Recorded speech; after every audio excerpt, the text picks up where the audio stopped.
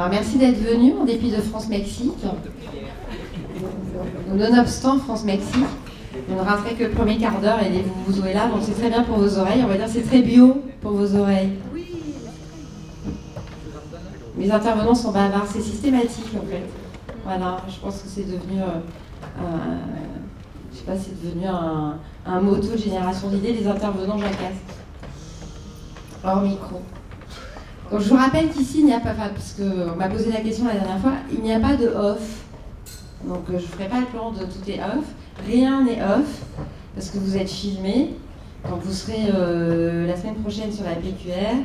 Et je pense dans les quelques jours à venir, quand mes amis de CAPA auront fini de monter sur YouTube et sur Facebook, et vous serez relativement visionnaire. Enfin, en fait, ça dépend de la qualité de vos interventions. C'est sympa pour démarrer, histoire de détendre l'atmosphère. Je rappelle pour les nouveaux, la règle, c'est 4 minutes de temps de parole par intervention. Au bout de 4 minutes, normalement, j'ai un œuf qui sonne, il s'est un peu écrasé en route, il a pris l'ascenseur trop vite, mais il sonne quand même et il minute quand même. Et ensuite, c'est un débat avec la salle. Donc normalement, si elle dort, elle ne pose pas de questions. Si elle ne dort pas, elle pose des questions. Donc si vous avez été clair et dynamisant sur un sujet aussi passionnant que l'économie durable, l'écologie, l'environnement, normalement vous devriez avoir pas mal de questions. Donc le sujet ce soir, c'est le business Miss Green, parce qu'on nous rebat les oreilles avec le relais de croissance de demain, bah, c'est le vert, en gros c'est l'économie verte, l'économie durable, le green business, on l'appelle comme on veut. La question qu'on se pose, c'est est-ce que c'est véritablement un relais de croissance? Est-ce que c'est un relais de croissance qui peut se déployer avec les outils, je veux dire capitalistes, ou en tout cas les outils modernes ou non? Ou est-ce que c'est juste un passage spéculatif, ou en tout cas la naissance de nouvelles bulles, d'une nouvelle bulle ou de nouvelles micro-bulles? Alors pour commencer, pour parler de ce sujet, en fait il nous faudrait je crois à peu près une semaine pour en faire le tour, et comme j'ai des gens extrêmement brillants, ils vont faire ça en 4 minutes chacun. Donc pour commencer, nous avons, et je vais vous les donner par ordre d'apparition et pas par ordre d'âge. Donc pour commencer, nous avons Marc Guillaume qui est économiste, éditeur, chimiste à ses heures, passionné de questions environnementales, auteur d'un ouvrage remarquable qui s'appelle Le virus vert. Donc les bulles sont-elles des nouveaux virus? Tu vas nous dire ça en 4 minutes, c'est toi qui commenceras. Ensuite, nous écouterons Jean-Pierre Gou.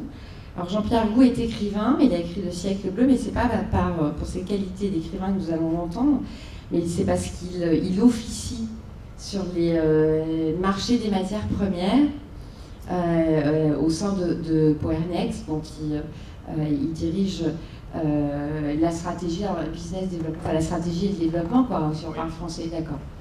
Donc la stratégie et le développement, et donc il nous expliquera en quoi le marché est intéressant ou prédateur pour l'économie verte. Michel Derdevé, alors Michel Derdevé c'est l'autoroute. Michel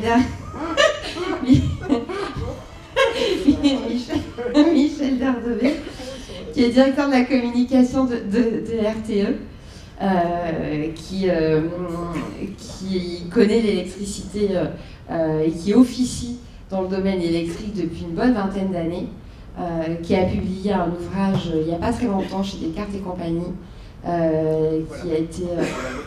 qui s'appelle L'Europe en panne d'énergie, que je vous recommande parce que tous ceux qui ne comprennent rien à l'électricité, ils finissent par y comprendre quelque chose.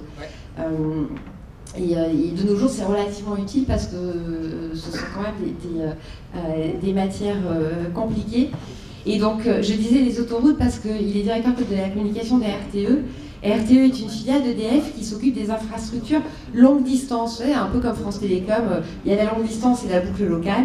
Ben, eux, ils ont la longue distance, ERDF a la boucle locale, mais ils sont moins énervants que France Télécom. Ensuite, nous écouterons, et donc lui nous parlera de est-ce que l'économie verte est un marché ou n'est pas un marché? Est-ce qu'elle peut être traitée comme une bourse de commerce du type 19e siècle? Non. Et ensuite, nous écouterons Geneviève Ferron, qui s'occupe du développement durable chez Veolia depuis un certain nombre d'années, on va dire. En fait, elle connaît bien le développement durable chez Veolia. Et les enjeux que ça représente et les enjeux industriels que représente la question de l'environnement, la question du développement durable, et puis aussi des opportunités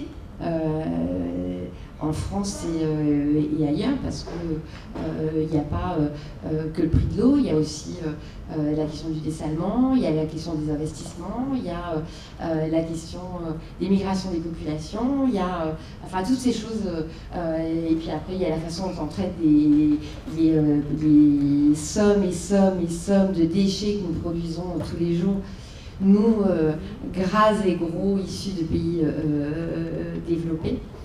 Donc tout ça en 4 minutes chacun.